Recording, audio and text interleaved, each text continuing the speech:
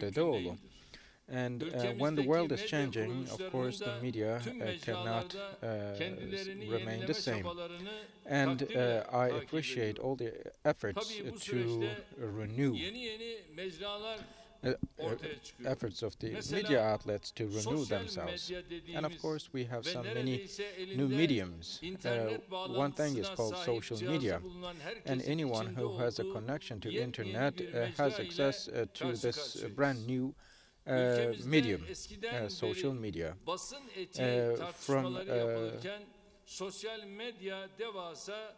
this point of view, press ethics has always been discussed in our country for years, but social media came in the midst of it all.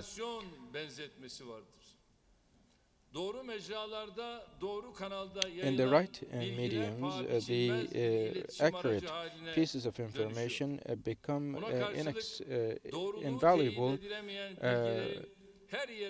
knowledge, information, but an atmosphere through which disinformation is disseminated can turn into a sewage instead of a channel. And in our country, we can see much more obvious and striking examples of that. And in Elazığ and Malatya, we experienced the pains of earthquake, and some over the social media despicably shared posts on social media, and these are examples showing that. Starting from the July the 15th military coup attempt, we have seen such despicable behaviors in many issues, lies, manipulation, fabrication, and many other things are present in such a media. And we actually need more than this Diogenes from Sinop. Our law enforcement forces and the jurisdiction are taking the steps necessary, but the biggest task is on the shoulders of you, the representatives of media. We are coming from a belief which rejects, refuses evil and praises the good, and the journalists, politicians, educators, everyone. What we have as a responsibility is encourage people for the good, while on the other hand try to block away the evil.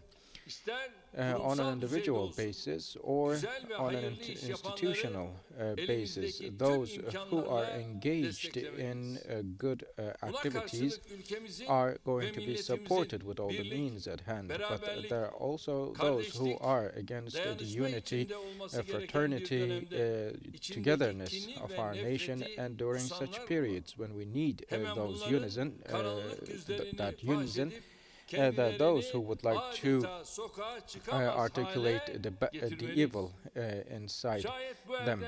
And if we cannot portray and disseminate such a virtuous position, then we cannot choose our side in the war of good and evil.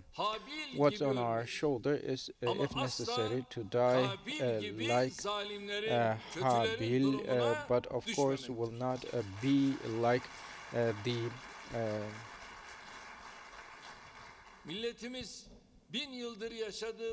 bad predicament, the position that Cain fell. And our nation has always managed to choose the right side, like it was in the War of Independence and the War of Dardanelles. And if necessary, our people sacrificed their lives but never obeyed to the tyrants. And as the members of press, I believe you act in line with this understanding. Those who have their nations behind will never fail. And if you believe in that and have such an understanding, you should be assured that our nation will hold you high. Otherwise, no matter if you are a politician or a member of a corporate community, you will be exposed and fall to the ground. May Allah make us all loyal to our job and come up with auspicious activities. Our country has come to a different position after all the mileage we have covered for the past 17 years in many fields, including democracy, and we are in the first league, the Premier League of the world. And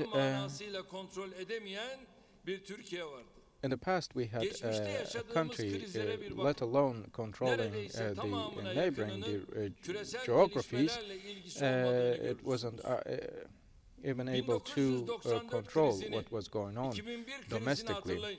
Remember 2002 and 1994 crises, and also the 1960 and 1981 military coups, and the period of February 28. In all those cases, we created those crises ourselves, we experienced ourselves, and we paid the prices ourselves. Yes, there were some external impacts, influences, but these were stemming from the weakness we had. But thank God we have managed to remove our country out of that vicious circle, and our development in democracy and economy has become one that cannot even be compared to what it was in the past. In 2008, global crisis did slightly touch Turkey, and this way we could manage terrorist organization, and thanks to that we managed to prevent the activities that try to confine our country into a certain location. And the attempts of coup, the plots, and all the games and the traps set before us were tackled. Even though some still question what we do in Syria or what we are after in East Mediterranean, or what we do in Libya, our nation is fully aware of all. The other day, on January 28, it was the centenary of the declaration of the National Pact. Some are not even aware of the spirit of a National Pact, while they do speak all the time. And, if they had accepted the National Pact wholeheartedly, they would then have accepted the fact that the nations living there are indivisible, and in every item of this pact it is referred that we need to pay respect to the sovereignty. And Montrose, we tore it down through the National Pact. And there are those who would like to make us go for another new Montrose through certain policies, but we do spoil their games through the National Pact. And our nation is the only party we speak to, and that is why it is important what our nation tells us and towards what direction our nation guides us. Depending on the promises we made, we are going to be working day and night to ensure that we reach our 2023 targets. Distinguished friends, the habits of the old Turkey cannot work for us now to administrate the Turkey of today. And this reality requires that we are engaged in new understandings, strategies, and methods. Our history, our civilization, our culture, and the ancient history, the legacy we have, All of those, of course, are of great importance, and we are to articulate what we do within and outside our borders in the best way possible. In many parts of the world, continuously and systematically, there are those who try to create public opinion against Turkey. And we know that there are some fabricated news and disinformation to smear Turkey. And there is a giant mechanism engaged in such activities. The Armenian lobby, the Greek lobby, PKK, FETÖ, Daesh are some of those. And many other sections, the games of whom we spoiled.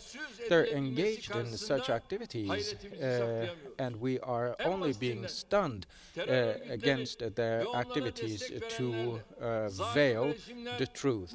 The oppressive regimes, when they are attacking the innocent people, there are some people who strongly criticizes the efforts of Turkey to restore peace, and when necessary, at the expense of our lives, we try our best in order not to allow anyone to even make a single person's nose bleed, and it is not possible for us to show tolerance for such things.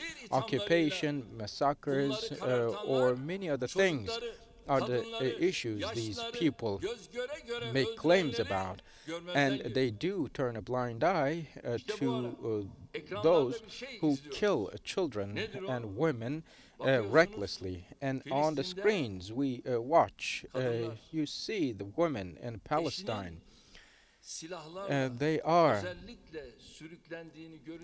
They see their spouses being dragged on the ground, but those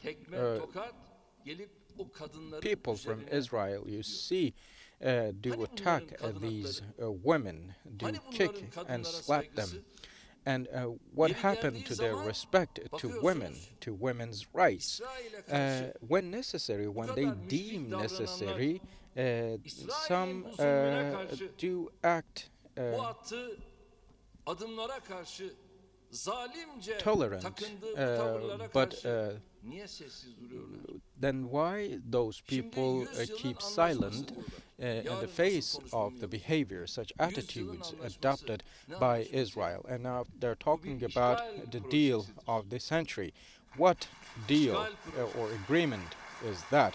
It is but a project of occupation, only a project of occupation. At the UN General Assembly, I showed the map. In 1948, what was it like in Palestine and in Israel? Comparing the Palestine, the old Palestine, to the Palestine of today, you can see that the locations allocated for both parties have changed dramatically, and now they're saying that they are bringing peace to Palestine. These are all lies, and you spend your lives with lies. And you see Trump has this person beside him, and there are some people they address, and they only care about the applause that they will get from that audience. But with that applause by that audience, you cannot change the destiny, the fate of the whole world.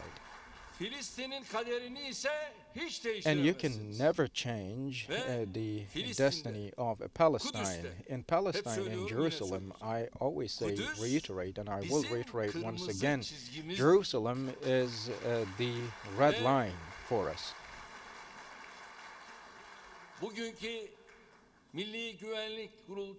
And at today's National Security meeting, we shared a press release and we addressed that issue in particular, and tomorrow I will make another speech and address that issue very much sensitively, but the whole Turkish nation's perspective towards Palestine is special, and we have the same perspective, we share the same perspective with the Sultan Abdülhamid. Jerusalem, my dear brothers and sisters, is not for sale. Consequently, no one can say we should give certain things away, and you should give the whole area to us, and show such an indespicable behavior. And I firmly believe that tens of hundreds of thousands of Palestinian brothers and sisters of mine will continue with their struggle at the expense of their lives, and we are ready to support. Turkey is trying to be out there to defend basic fundamental rights and freedom. And those who embrace the coup makers, the putschists, do actually ignore the martyrs and the veterans we have. On the streets of Germany, PKK terrorists are walking freely. This goes the same for FETÖ members or Daesh members. They are walking freely on the streets of Germany, and they instead say you have the Daesh members. On the contrary, in El-Bab, we did send them out of the country. And El-Babi, when they captured El-Babi, they did put on airs. But we actually did much more, and we are that much sensitive. And this sensitivity in counterterrorism is always with us. It remains. But what are we going to do further? Me personally, as the president of the country, and my colleagues, we all the time, at every chance, do articulate what the realities are to our counterparts in the international media as well. But some politicians and to some politicians and to the media and the large communities of the world, we still face difficulties to portray it. And that is why we need to initiate mobilization activity. And creating a public opinion is much more possible through civilian initiatives. And we expect the support of civilian initiatives starting from media. We, each and every one of us, should make the best out of our means, the sphere of influence we might have, so that we can explain the position of Turkey in the most accurate way. So the journalists can explain to the journalists, the scientists to the scientists, the students can explain to the students, the citizens can tell the truth to the other citizens, the businessmen can do the same. And I believe that the negative atmosphere will be away. And media is thought to be the fourth power after execution, legislation, and jurisdiction, because media has a public duty to protect the rights of people. It might be operating in a limited area, the local media, and the local media is, if you will, like the arteries of the national media. And what feeds the national media is the members of local media. They nurture, and the relation in between the national and local media outlets were always challenging in the past in our country. And it is wrong if the politicians try to manage media and the media to manage the politicians. As long as everyone does his own job in a transparent way, everything will be functioning in a healthy fashion. And the members of media should not have certain fixations of ideologies, certain personal interests. When these come before for them, then their value will fall in the eyes of the people. It goes the same for the politicians. The moment the politicians start using their own personal interests, then they will lose their credibility in the eyes of people. And if everyone delivers their tasks as required, then it will be proving beneficial for every section of the society. Some institutions work systematically, some others work on consciousness. We are responsible to both establish our systems and also keep our conscience clean. Otherwise, neither in this geography nor in anywhere in the world will we have chances. And we know that in a climate, in a place when we have hyenas around us, we will still continue to struggle. And for that reason, we will always be strong, we will always be alert, we will always be standing together, and we will always all be representing Turkey. Especially throughout this period, those who only talk about